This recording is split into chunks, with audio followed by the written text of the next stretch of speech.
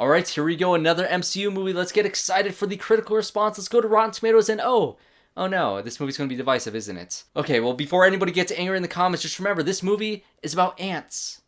So let's be civil about it.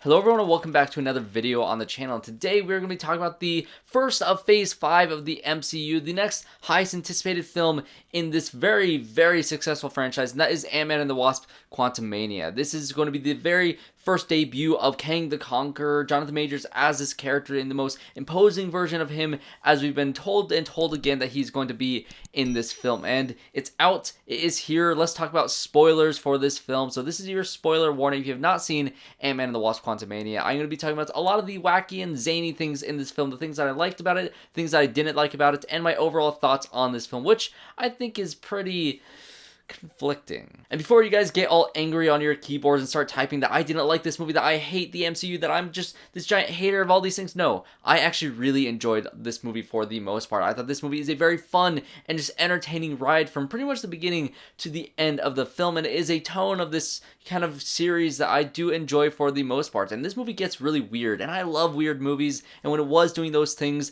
I was on board for that, so it did not turn me off in that way. But from a story standpoint and the character standpoint, I'm a little bit iffy on some of those things, and because this is film criticism, it's a little bit easier to talk about the things that you want to criticize in a film than it is about the things that you love. So what did I love about this film? Well, the cast. I think the cast is incredible. Paul Rudd is just so likable in this role, and really everybody in this film that is kind of carried over from the previous films into this one, they all do their job the best that they've done the entire time. Paul Rudd is, of course, as charming as he has always been in all of the films that he's been in, both inside the MCU and outside the MCU. His comedy and his humor and his timing and all those things are always great in this film. When it becomes the more dramatic points of this movie, when it comes to the more intense parts of this movie, Paul Rudd also does a great job with that. Same thing with Evangeline Lilly. She doesn't have a lot to do in this movie, but her character feels like a solid, follow through from what it was in the last film to this film. She's still a badass. The Wasp character is a fun character to watch on screen. When it comes to Hank, I also thought he was pretty consistent as well. I think a lot of people are kind of slamming him in some of the other reviews that I've seen of this film, but really, yes, he's not the focus of this film as much as he was in the previous two movies, but I don't think he's phoning it in either. Michelle Pfeiffer returns in this movie as Janet Van Dyne, who also didn't really have a lot to do in the previous film, but she gets a lot to do in this film, and honestly, she's one of the better characters in this film because she is kind of our window into the character of Kang the Conqueror and kind of his backstory in this film, and just all the things that they do with that character in this is great. We get to see a lot of things that she did in the quantum realm before she was rescued, because she was encountered by Kang the Conqueror before he became the conqueror of the quantum realm, as we see later on in this film. And so you get to kind of see how he grows and how he manipulates and how he does all these different things, which is going to be important to how this character operates outside of this film as well. When it comes to the newcomers to this film, we have Kathryn Newton as the new Cassie Lang, all grown up after the events of Avengers Endgame in that 5-year blip, and we get to see a little bit of establishing things between Paul Rudd's character and now Kathryn Newton's character, and kind of how this relationship has been strained for a long time because Paul Rudd's character as a father has not really been there. Scott Lang was gone in jail for a few years when she was a little girl, so he kind of missed those early years, but then, they kind of reconnected after the first Ant-Man movie and the second Ant-Man movie, and then, the blip happened. He disappeared for another 5 years, and he came back and she's all grown up, so there's a lot of lost time between these characters. That is established right at the beginning of this film, and it's not really touched upon for the rest of it. But again, Kathryn Newton in this role, I think she was a natural kind of transition between the old actress to now this new one. And I think, again, that father-daughter dynamic and the charm that Paul Rudd has in this film, and with the Kathryn Newton character, who also has a decent amount of charm to her as well, I thought it was serviceable enough, especially for the beginning of the movie. But again, it doesn't really go anywhere, but it's not on the performance of the actress, it's just more of the writing of the storyline that I don't think was fully utilized. And of course, there are a lot of other characters in this film because this film has a lot of world building to do in terms of the quantum realm, all the people that lived in this world, and there's a lot of stuff that has to do with these characters I will get into a little bit later, but I want to talk about the main event of this film, Kang the Conqueror himself, Jonathan Majors as this character. And I've said this in my review for Magazine Dreams, which is actually a movie that that is coming out later this year. I caught it at the Sundance Film Festival, and I talked about it in that review, and I'll talk about here. Jonathan Majors is a star. I've seen pretty much his entire filmography, of course, starting with The Last Black Man in San Francisco. He is so great in that film, and of course there was The Harder They Fall on Netflix, which came out a couple of years ago, which is a nice little western that has a lot of style to it, and Jonathan Majors is the star of that film, and he's surrounded by so many other great actors, and he is still a standout in that thing. And so of course now he's popping up in Ant-Man the Wasp: Quantumania in this film, and of course he's going to be in Creed 3 and then Magazine Dreams, which I hope he has some Oscar consideration in that film because his performance is just incredible in that. Jonathan Majors is the star. This is his year in 2023, and of course he's going to be a major standout in this film. And this is where I'll get into the more conflicting aspects of this film for me, because of course I talked about the cast. I love these characters, and I think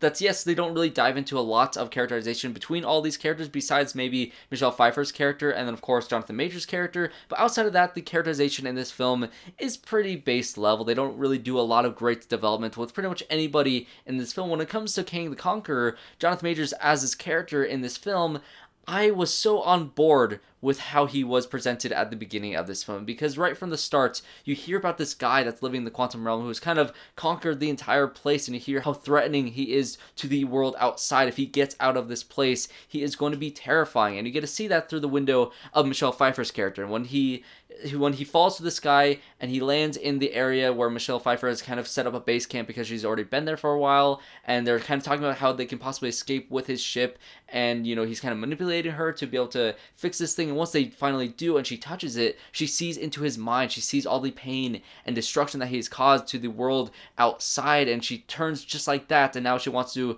try to keep him here because he was banished to this quantum realm. This is the only place outside of space and time that he cannot affect, because his character is really built in time, built in space. He's a traveler between multiverses. This guy is extremely powerful, or as you're told he is extremely powerful from the exposition in this film and through that little flash of what he is capable of. And of course she's able to take this little engine piece for his ship, expanded with some of the little pieces of tech that you can expand stuff with that's introduced in the other movies, and he's now trapped in the quantum realm, and he decides to conquer the entire place for himself because that's what he does, that's what he knows, and he can do this in the meantime while he's waiting for a means to escape. All the things that you're told about this character sound so great, but then once you get to the final act of this movie, and you know, you're fighting this character, and the whole third act happens, and all the crazy explosions and CGI action craziness happens at the end of this film, which it is a lot of CGI crazy action stuff that is a very large spectacle to see on screen.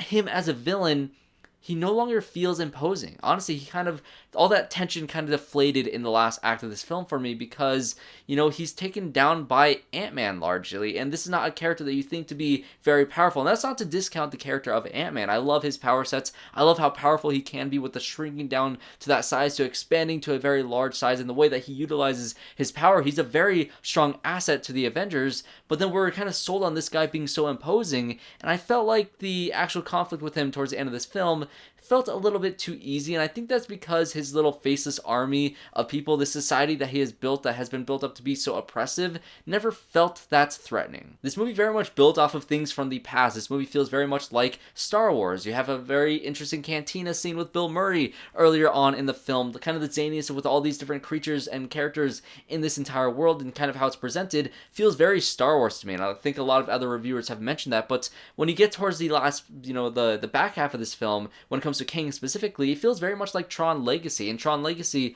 you have the character Clue, or Kevin Flynn, as he was kind of projected upon himself as this perfect version of himself that will, you know, try to escape this world that he has built in this video game and try to go to the real world to conquer that. It feels very similar to Tron Legacy, but when it comes to this character and his army, they're a bunch of people with blue little helmets. They feel like stormtroopers, and his right-hand man is, of course, M.O.D.O.K, played once again by Stoll, who is reprising the role of Darren in this film, which we'll also get into that in a second here.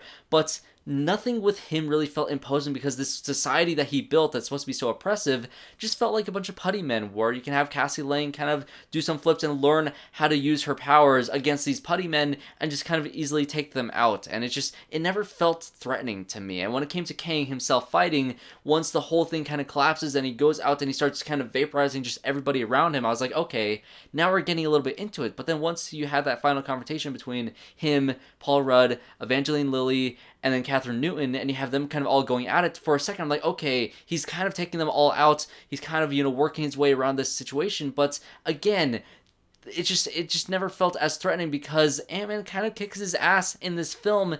And if Ant-Man can kick his ass, this one singular hero, and we have other heroes that seem so much more powerful than Ant-Man, like Hulk, like Thor, like Captain Marvel, like the Scarlet Witch. You have so many characters outside of this film that are even more powerful than Ant-Man, even though his powers and his abilities and his skills with those abilities are very high. I just see all these other people that would just wipe the floor with this guy because he never felt as imposing as they kind of built him up to be in both now 2 shows with Loki and now with this film, how much they built his character. He just kind of went out a little bit too easy in this film. And that just doesn't mean that they kill him in this movie, because this Kang the Conqueror, this version, this variant, does die in this movie. And the post-credit scene only confirms that he does legitimately die in this film. And it's not the fact that he died, it's the fact that he was kind of taken out, and by the end of the film, once his society has collapsed, he felt desperate. He didn't felt imposing. He didn't felt like a force that you need to keep down, that the heroes of our film are desperate to keep him from escaping. Kang himself was the one who felt desperate to escape, and that is a writing choice that I don't think worked in this film, and it is kind of the main reason why it felt like it kind of deflated towards the last act of this film. And again, the world building and everything surrounding this film, building up to that point, was so fun, and that tension was built in a very good way that was leading up to this confrontation, that just kind of felt like it ran out of gas at the last act. And it's kind of bizarre to say that there's a sequence in the middle of the movie where there's a bunch of Paul Rudds trying to get to that contraption, that engine piece of Kang's ship, and that was much more intense and thrilling than the final act battle with Kang himself in this film, and that's just a little bit of a bummer as well. And so by the end of the film, I still feel like I'm waiting for that Kang the Conqueror that is promised in both Loki and all of this film, because I feel like we never got that. And I get that this isn't the Kang Prime from the comics, but it still left me wanting more. So let's talk about the rest of the film, the wackiness and the zaniness that this film has, because I think zany is a perfect word for this film, because there's some very, very bizarre stuff in this film. There's broccoli people, there's this weird squiggly guy with a laser head,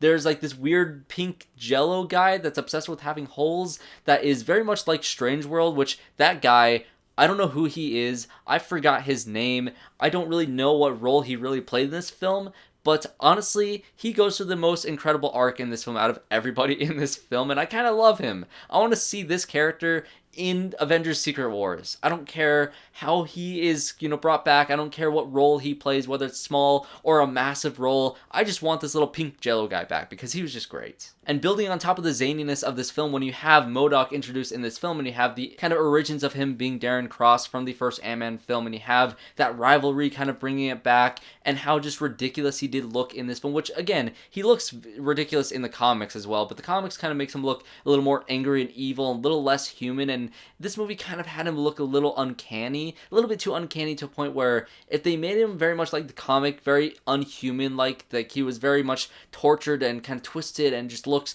very messed up, I think that would have sold the CGI a little bit more, because again, in this film, it looks a little bit too much like Darren Cross, like Corey Stoll, and it just feels a little bit uncanny in this film, but that's kind of the joke as well, and so they kind of make fun of him, they kind of have a lot of fun with every interaction that he has when he's meeting new characters in this film. It's always very funny and entertaining, and honestly, if you're very mad about certain aspects of this film, or if you don't like this film, I get it. But if you're mad at this film, that makes absolutely no sense, because this movie is a silly comedy about ants and about quantum little size things, about a guy with a floating head that's just kind of wandering around. Like, this movie is ridiculous. This movie is a cartoon at points, and I think that M.O.D.O.K kind of fit the tone of this movie very well. And so every time he was on screen, when it played with that comedy, honestly, I thought all of that worked. And yes, he was ridiculous. When he dies at the end of this movie and he's having that emotional moment, again, I was a little conflicted, because we're in this final act battle where it's supposed to be very intense, where you're kind of confronting the next big bad of the MCU, and now you have this moment where all the characters are watching Darren Cross like slowly die, and he's kind of being, he wants desperately to be a part of the Avengers, like, oh, I died in Avenger, and they're all just like, yeah, you're dying in Avenger, and then he dies, and then we're back to the main villain, and so it was a little bit goofy, but who's going to get mad at a little ant movie with a floating guy that's just a giant head? Like, it's fun, it's goofy, it's ridiculous, and it fit the tone of this movie. So count me as one of the people who actually enjoyed M.O.D.O.K. I won't say I really liked him. I bet there was a version of him in live action that could have worked better. But for what we got in this film, for the tone and the the story that they were going for, you know what? He served his purpose. The people who didn't serve their purpose is everybody else that they introduced in this film when it comes to the other quantum people. We have William Jackson Harper as QUAZ. This guy can read minds, and he was just kind of in the film. He has a couple of interesting and somewhat funny moments, but he's not really substantial. Katy M. O'Brien plays JENTORRA, who is the leader of this kind of, you know, resistance within the quantum realm, who's fighting against the oppression of Kang the Conqueror. She had some fun moments, but really her role fell kind of flat to me. I didn't see that her action worked very well. Again, honestly, the only people in this group of resistance fighter that I really cared about was a little squiggly laser guy who ends up dying at the end of this film, which was, I guess, a little bit sad, and the little pink squishy guy that kind of poked holes in himself and was very happy that he had holes, and just completely swallowed and destroyed a bunch of the little putty men that Kang had. And so, again, these people are pretty disposable. I didn't really care about him. Bill Murray in this movie has really no role at all. He was in the cantina scene, and he was kind of taken out by the little squid that he ate in his little drink because he's now a very high up kind of hypocritical guy who was kind of fighting for the resistance at first, but now he's controlled by Kang, and he has the money and the fame now, and so he's just kind of throwing everything that he was out the window. A very predictable beat, but a beat nonetheless, and he's in the movie, so I talked about him. Again, very disposable. There's a lot of very disposable kind of throwaway characters in this film that don't really have any substantial meat to it, and quite frankly, the biggest bummer is none of the other characters in this film have too much more than those guys. And I want to reiterate, I don't hate this movie. I know I'm bagging on a lot of different aspects of this film and kind of making fun of it, but that's what this movie is. It's a very fun and zany and ridiculous, almost cartoon-like film that is very, very entertaining. The screening that I went to with a bunch of friends, pretty much everybody else really loved this movie, and I think this movie is going to crush it with audiences. But for me, at least, I need something a little more substantial in my films, and it doesn't mean it needs to be high art like The Batman or The Dark Knight or Logan or other films in the genre, even within the MCU, like The Winter Soldier, like Guardians of the Galaxy, like some of these other films that are so great that kind of transcend the genre of a comic book movie. This movie feels very comic booky.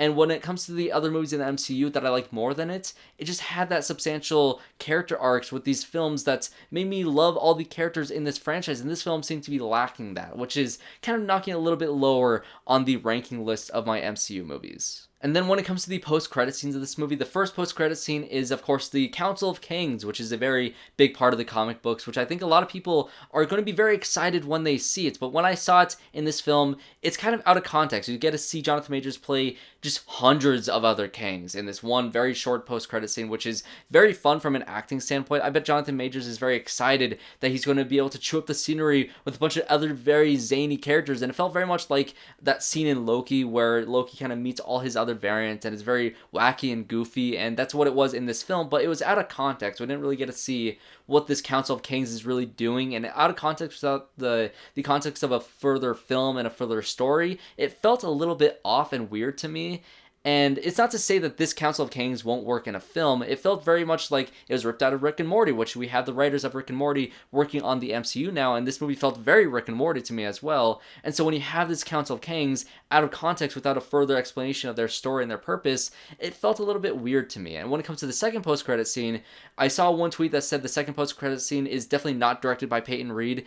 And you can tell that by the very first frame of that post-credit scene, because you have Jonathan Majors on stage as an actor, and he's kind of performing this like Shakespearean type thing, and you zoom out to the audience, and you get to see Tom Hiddleston as Loki in the post-credit scene, which is setting up season 2 of Loki, which Jonathan Majors as Kang in this context, in that show, I feel like can really, really shine. And I'm really hoping that he feels more of a threat in that than he does in here, because it seems like the MCU is kind of setting up this thing where we're no longer going after a singular threatening villain like Thanos. We're going after the idea of Kang as a whole in the multiverse. It's not just the one guy, it's all of him. And if this one guy in this film was as threatening as he was, how threatening is a bunch of them just fighting each other and the Avengers being caught in the middle of all this chaos? How is that going to be? And it gets me excited for the future, what they can do for these characters, but again, in this film, it just fell a little bit flat to me. So that's going to be my review for Ant-Man and the Wasp: Quantumania. If you guys enjoyed this review, make sure you guys leave a comment down below of everything that you enjoyed or disliked or hated or loved about this movie. Just remember to leave the comments in a very respectful manner, because I know discourse on these types of movies can be very, very stressful and very angry and very passionate, but if you're angry about anything in this review or in this movie, about the critical response, about my response, about the audience response, or really anything, just remember, this is a movie about ants. And just calm down a little bit and let's have some fun talking about the little movie about ants. So if you enjoyed this review, make sure you guys subscribe to the channel, leave a like, comment down below, do all the things, and I hope to see you all in my next one.